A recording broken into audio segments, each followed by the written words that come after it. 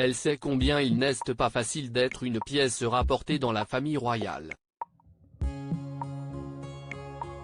Si Kate Middleton et Sophie Rhys-Jones sont des épouses particulièrement appréciées au sein de la monarchie britannique, mais aussi auprès des Britanniques eux-mêmes, il se trouve que depuis son mariage avec le prince Harry, Meghan Markle peine à trouver sa place. Sans cesse fustigée dans les tabloïds, critiquée pour son mode de vie jugé luxueux et ses fréquentations très people, la duchesse de Sussex serait presque considérée comme le mouton noir des Windsor. Une situation que Sarah Ferguson comprend mieux que personne. Cela doit être difficile pour Meghan, et je peux m'identifier à elle, confie ainsi l'ex-épouse du prince Andrew dans une interview accordée à Vogue Arabia.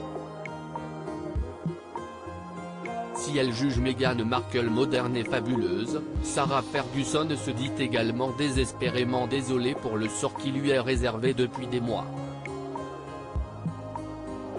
Elle était célèbre avant. Elle est géniale. Pourquoi Meghan ne peut-elle pas être géniale? Pourquoi ne peut-elle pas être célébrée?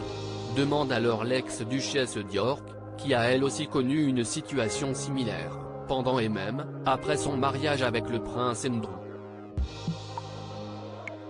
Sarah Ferguson, désolée pour Meghan et Harry. De plus, si Meghan Markle et Kate Middleton sont souvent mises face à face, considérées comme rivales alors que rien ne le prouve vraiment, Sarah Ferguson connaissait une situation similaire avec Lady Diana, qui cependant avait en commun avec elle de ne pas faire l'unanimité auprès d'Elisabeth II, ce qui les a pendant un temps rapprochés. Mais la maman des princesses Eugénie et Béatrice se garde bien de donner des conseils à la duchesse de Sussex. J'ai tendance à ne pas donner de conseils parce qu'ils sont sortis de leur contexte, mais j'ai été à la place de Meghan, et je le suis toujours. Il y a toujours beaucoup de négativité et ça devient tellement triste et fatigant. Si est dur et méchant. Je déteste l'intimidation, confie-t-elle, avant d'ajouter qu'elle se sent désolée pour la douleur qu'elle et le prince Harry doivent endurer. Parce que je l'ai vécu, conclut-elle.